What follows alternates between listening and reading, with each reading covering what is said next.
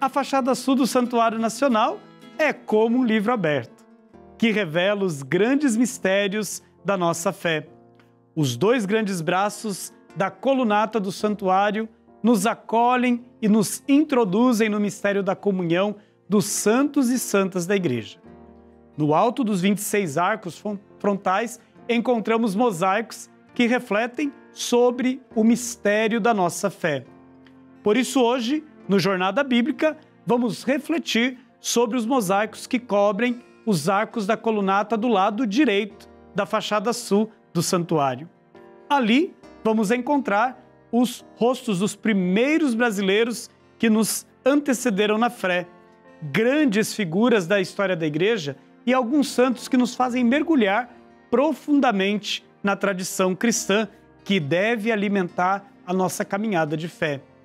Intercalados ali com os rostos, nós podemos ver também o desenrolar das cenas da criação e o modo como a humanidade trabalha esta obra de Deus, tornando a cultura e a liturgia celebração da vida para louvar e agradecer a Deus.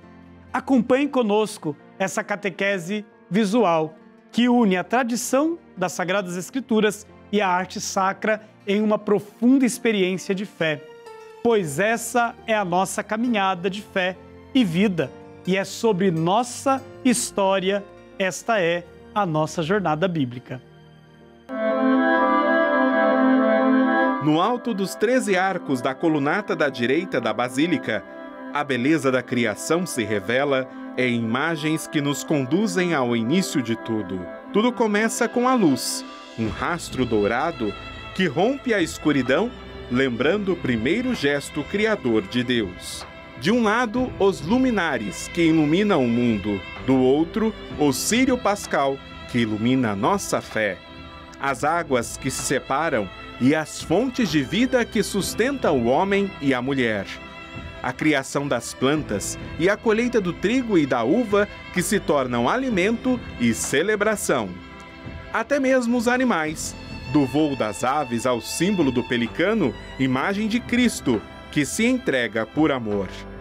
Cada cena, cada traço, nos recorda que toda a criação é dom de Deus, um convite a viver em comunhão, cultivando relações de amor, fraternidade e louvor ao Criador.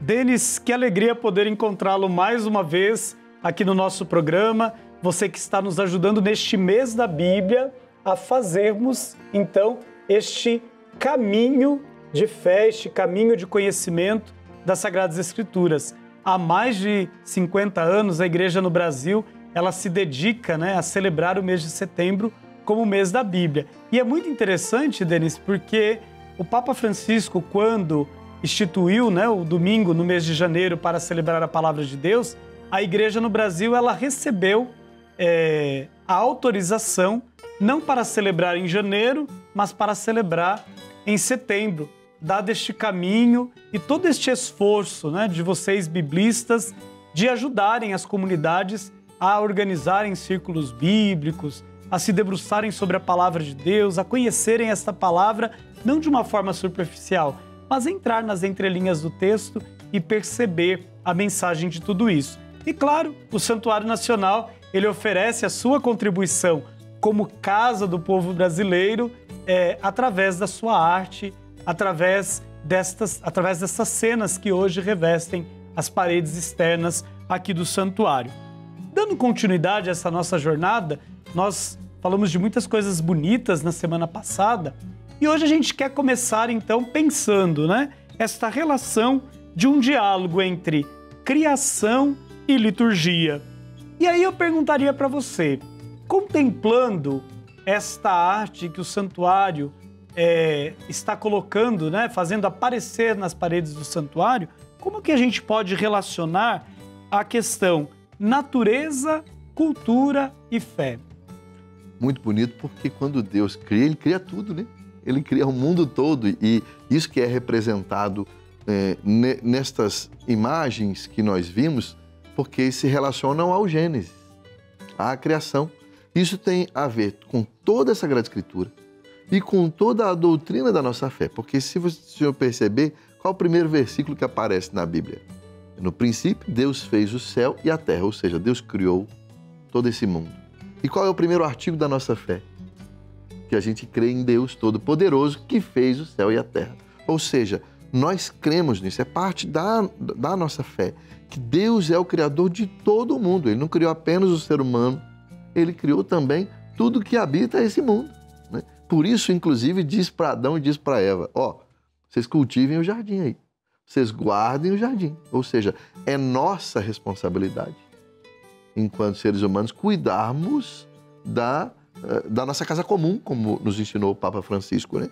E isso nós precisamos, quando nós retratamos a Sagrada Escritura, na arte, por exemplo, nós precisamos também destacar ali a natureza, as obras criadas por Deus. Por isso que tem realmente tudo a ver. Nós, quando celebramos a palavra de Deus através da arte, nós colocamos lá não apenas as imagens divinas, mas também a humana e todas as outras coisas criadas. É muito interessante que essa fachada ela começa com a luz que vai penetrando a escuridão. Qual é o simbolismo bíblico da luz na criação e depois na própria vida cristã? É muito bonito, porque a primeira coisa que Deus cria é a luz, mas não é uma luz natural e nem artificial. A luz artificial para nós é a lâmpada que você tem aí na sua casa, né? E qual é a luz natural? É a luz, por exemplo, do sol. Mas Deus vai criar o sol depois, aí na sequência do Gênesis, né? Então esta luz, ela está além, não é artificial, está além da natureza. Ela é sobrenatural, porque é a luz de Deus. Deus é luz, vai dizer um dos evangelistas, São João, né? Então é a própria luz de Deus. E o bonito é que a partir dessa luz é que Deus vai começar a criar as coisas nesse mundo, segundo a sequência do Gênesis. Essa luz, então, ela nos ajuda a enxergar o que Deus vai criar a partir de agora. Senão está tudo no escuro, a gente não vai conseguir ver a criação de Deus. Mas não é só simplesmente ver a criação, mas de fato enxergar. Enxergar com o auxílio da luz divina, né? Enxergar além da natureza. Eu vou contar um segredo para o senhor aqui. Eu, além de biblista, eu sou escoteiro. Muito bom. Desde pequeno eu sempre gostei de acampar. E a gente sempre ensina para as crianças, né, dentro do escotismo, que quando nós estamos em contato com a natureza, nós precisamos entender que nós precisamos olhar para a natureza e contemplar a criação divina. E é uma experiência muito bonita, quando você está lá acampado, lá no mato, sobretudo quando à noite o céu está estrelado, você consegue, né, ouvir o barulho também da natureza e contemplar a presença de Deus nessa hora.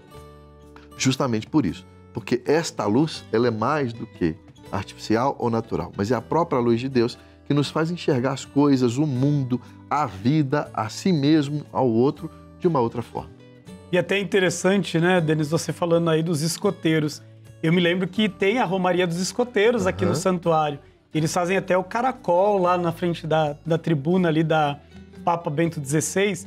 E é tão interessante que uma das coisas bonitas que eu vejo, né, testemunhava quando morava aqui e via a Romaria dos Escoteiros, é como eles iam pegando os papéis que eles iam encontrando pelo chão, esse cuidado com a nossa casa comum.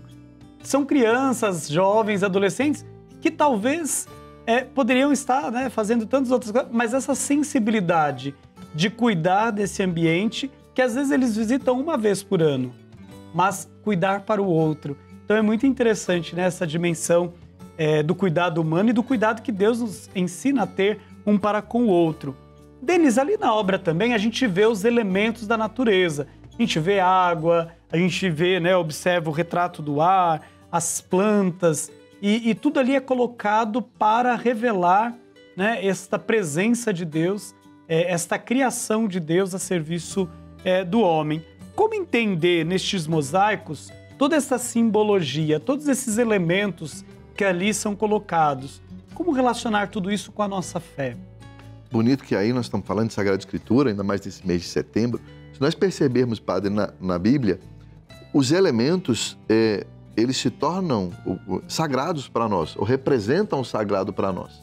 Por exemplo, o pão e o vinho, né? Quando consagrados, corpo e sangue de Cristo. Os animais, a pomba representando o Espírito Santo, a própria água representando o Espírito Santo, né? Nos próprios evangelhos, alguns dos evangelhos são representados por alguns animais, né? O touro, a águia, o leão. Então, tudo isso mostra para nós justamente esta comunhão na criação, né? Tem o divino que nos eleva, o ser humano, mas também cuida de todas as outras coisas criadas. A gente precisa entender que isso está na Sagrada Escritura, né? Isso está na nossa vida de fé. É porque, às vezes, a gente corre o risco de viver uma vida desconectada quando a gente se torna uma pessoa mais afeita à religiosidade, né? Achando que é tudo lá do alto. Não, nós temos também que ter os pés no chão, porque nós vivemos aqui nesse mundo e a própria Sagrada Escritura nos mostra a sacralidade das coisas a partir do momento que ela nos representa coisas sagradas a partir de coisas concretas, coisas da nossa natureza, né? Exemplo, por exemplo, muito claro na Bíblia são as parábolas que Jesus conta. Sempre parte de coisas concretas. É um homem que saiu a semear, um outro que jogou a rede ao mar, vai pescar lá os peixes. Ele está no labor do trabalho, vai pegar lá os animaizinhos que são os peixes, o outro as plantas, semeando lá para crescer a planta no campo. Tudo isso mostra a natureza acontecendo e a vida de fé acontecendo junto.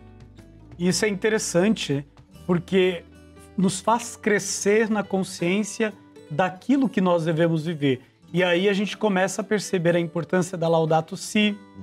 Nós entendemos a Laudato Deo, que é uma outra encíclica importante do Papa Francisco, né, sobre a criação.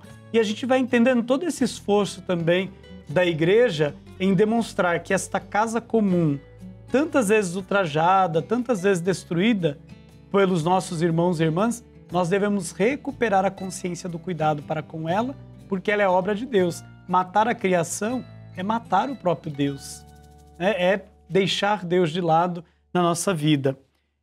O que essa arte, Denis, nos ajuda a rezar com os olhos e com o coração? Eu acredito profundamente que é ter uma certeza de que Deus nos ama. Digo por quê. Essa arte representa o Gênesis, nós estamos dizendo que é a criação, né? Isso está lá no início da Bíblia. Você abre a Bíblia, a primeira coisa que você vai encontrar, o primeiro capítulo do Gênesis, é justamente a criação. E no primeiro relato da criação, nós vamos vendo Deus criando o mundo em 6 dias. E só no último momento, Ele cria o homem e a mulher. Isso significa que Deus prepara todo o mundo, com todo cuidado, um jardim maravilhoso, para colocar no centro desse jardim o homem e a mulher. Porque nós somos obra-prima de Deus. Por isso nós temos tamanha dignidade, porque nós somos os únicos dos seres criados à imagem e semelhança de Deus. Isso mostra um cuidado de Deus, um amor de Deus gigante, porque Ele preparou todo o mundo, toda essa casa, que é o mundo, para nos colocar no centro dela. Isso, ao mesmo tempo, é uma bênção, uma maravilha, mas também é uma responsabilidade. Por isso, o nosso cuidado com essa casa que Deus preparou para nós, nos colocando no centro dela. É interessante que uma fé sem gestos concretos, ela tende a se auto-suicidar-se, né? Ela vai se matando, ela vai morrendo aos poucos. Denis, o que isso pode despertar no coração dos nossos peregrinos? Uma fé enraizada na vida, né? Porque uma fé que está desconectada da vida prática, da vida cotidiana, ela é alienação. E isso é um risco. Então, quando nós percebemos a natureza ao nosso redor, as plantas, os animais, e que tudo isso faz parte da criação, e que foi um cuidado de Deus conosco, um amor de Deus conosco, e ao mesmo tempo nós devolvemos isso com a responsabilidade necessária que nós precisamos ter, nós conseguimos conectar a nossa vida de fé à nossa vida real, né? E aí sim nós vamos progredir, inclusive, como cristãos. O cristão ele tem que ser como diria Dom Bosco, né? Um bom cristão, mas também um bom cidadão. Não dá para desconectar uma coisa da outra. Acho que o Gênesis nos mostra isso, essa arte representada no santuário, sem dúvida nenhuma, nos mostra isso. O amor de Deus por nós, mas também a nossa responsabilidade com tudo aquilo que Ele nos confia. Denis, o nosso bate-papo chegou no final hoje, mas nós ainda temos uma caminhada, porque a nossa jornada bíblica não para por aqui, mas ela será continuada. Muito obrigado mais uma vez pela sua presença hoje aqui entre nós. Obrigado, Padre. É sempre um prazer estar aqui na Casa da Mãe, ainda mais para falar de Sagrada Escritura.